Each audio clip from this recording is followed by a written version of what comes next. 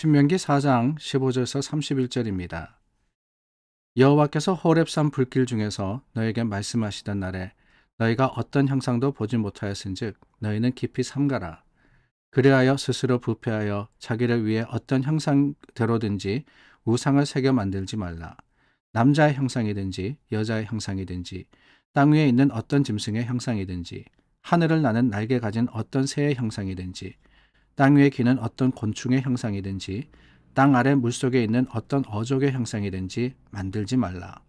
또 그리하여 내가 하늘을 향하여 눈을 들어 해와 달과 별들 하늘 위의 모든 천체 곧 너희의 하나님 여호와께서 천하 만민을 위하여 배정하신 것을 보고 미혹하여 그것에 경배하며 섬기지 말라.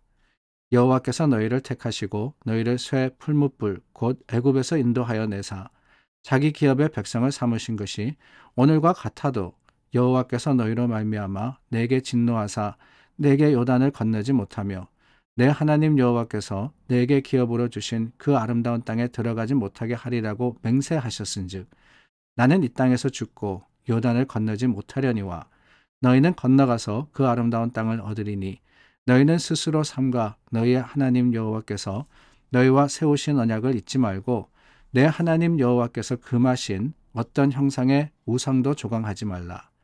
내 하나님 여호와는 소멸하는 불이시요 질투하시는 하나님이시니라.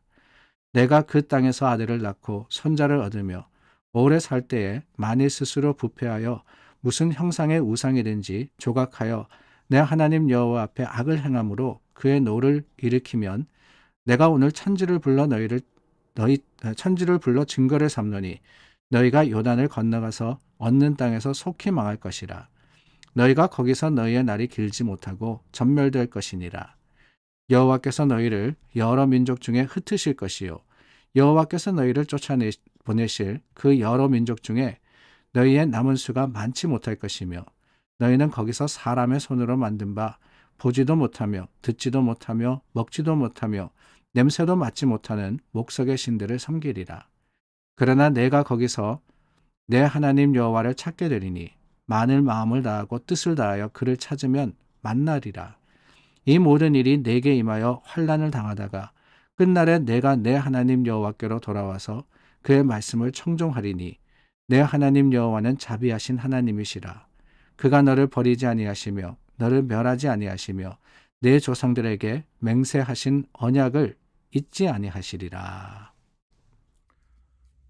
오늘 본문에서 모세는 길게 한 가지의 주제를 가지고 이스라엘을 가르치고 계십니다. 다름이 아니라 우상을 만들어 섬기지 말라라는 하나님의 교훈입니다. 이 우상을 만들지 말라라고 하는 것은 우리가 기억하듯이 10계명, 10가지의 계명 중에 두 번째 계명이었습니다. 출애굽기 20장 4절과 5절 말씀에 나오는 그 하나님의 말씀을 다시 한번 상세하게 선포하고 또한 가르치고 교훈한 것이 저희가 나누는 오늘 본문의 내용입니다. 사실 10계명을 말씀을 드렸는데 10계명은 신명기 5장에 가면은 다시 한번 모세가 반복해서 그 10가지의 계명을 가르치십니다. 그런데 그 중에 하나 제2계명을 더욱더 강조하여서 오늘 본문에서 가르치고 계시는 것이지요. 그런데 여러분, 오늘 말씀 물론 우리가 우상을 만들지 말며 그 우상이 어떤 것인지 또한 어떻게 해야 하는지 이 말씀을 통해서 교훈을 받는데 그렇게 해야 하는 중요한 이유가 나옵니다. 하나님의 성품에 대해서 모세가 말씀하고 계시는데 특별히 24절 말씀에 보니까 내 하나님 여호와는 소멸하는 불이시요 질투하시는 하나님이시다라고 했습니다. 자, 우상을 만들고 섬기지 마라. 왜 그러느냐? 하나님은 소멸하는 불이시며 질투하는 하나님이시다라고 하시는 거예요.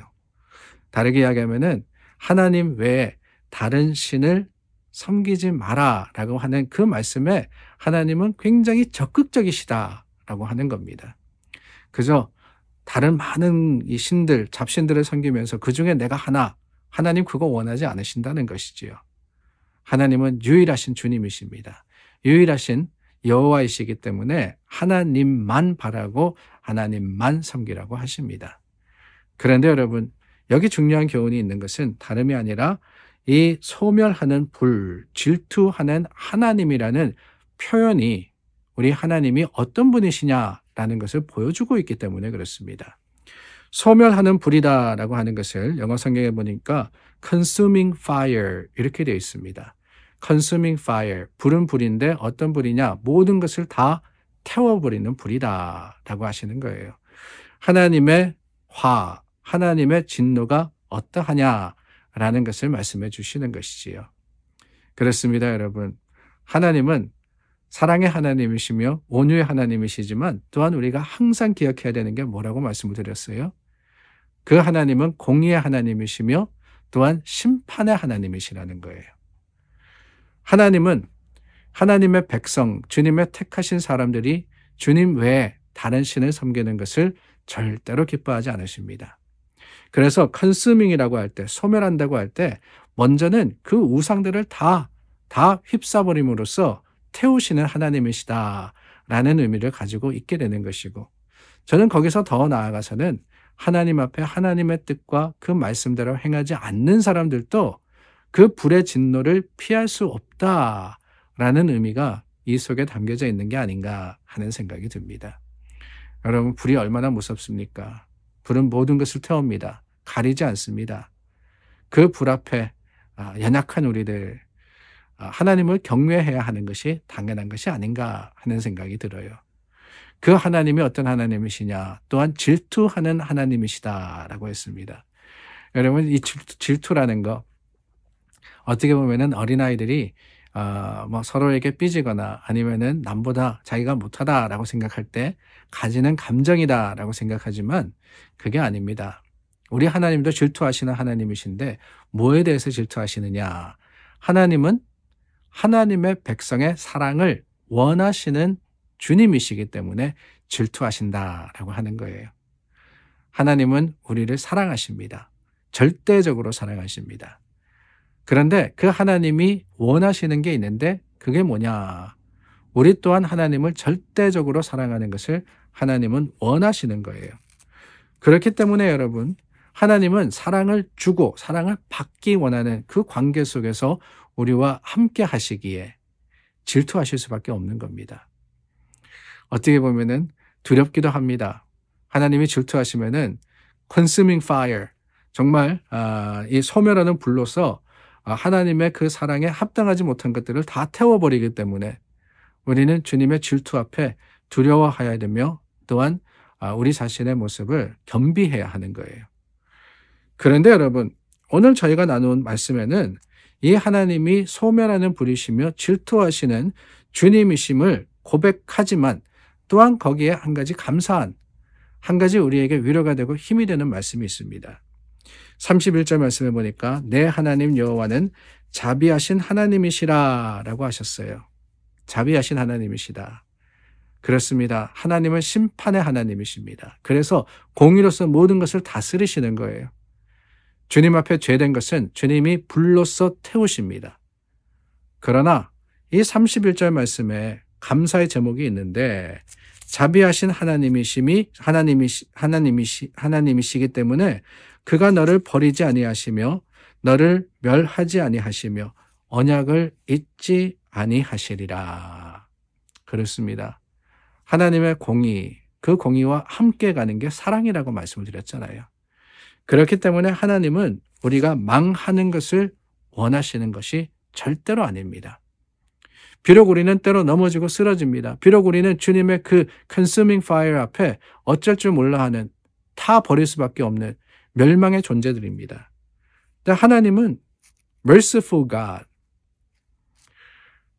자비하시고 은혜가 풍성하신 분이시기 때문에 하나님이 대신해서 우리의 연약함과 우리의 부족함을 져주시더라는 거예요. 그 증거가 어디 있습니까? 그 증거가 십자가에 있죠. 예수님이 바로 그분 아닙니까? 우리는 심판받을 수밖에 없는 존재였지만 하나님께서 우리 죄를 대속하시려고 예수님을 보내셨고 그 자비로움, 그 사랑 가운데 우리를 구해 주셨던 거예요. 그러니 여러분, 우상을 만들어 섬기지 말라라고 하는 오늘 교훈 속에서 그저 여러분, 우리는 우상 만들지 말아야 되겠다, 거기서 그치지 않기를 원합니다. 이 말씀을 하시는 하나님의 뜻과 계획이 무엇인지를 우리는 깨달아 알고 하나님의 사랑에 합당한 사랑으로서 하나님을 사랑하는 믿음의 사람들이 될 수 있기를 간절히 소망해 봅니다. 기도하겠습니다. 참 좋으신 하나님, 우리를 사랑하십니다. 우리도 하나님 사랑합니다. 그 사랑 가운데 오늘 하루 하나님께 영광 돌리는 믿음의 사람 되게 하여 주시옵소서. 예수님 이름으로 기도드립니다. 아멘. 오늘도 기도하며 하나님의 영광을 세상 속에 드러내는 믿음의 사람 되시기를 바랍니다.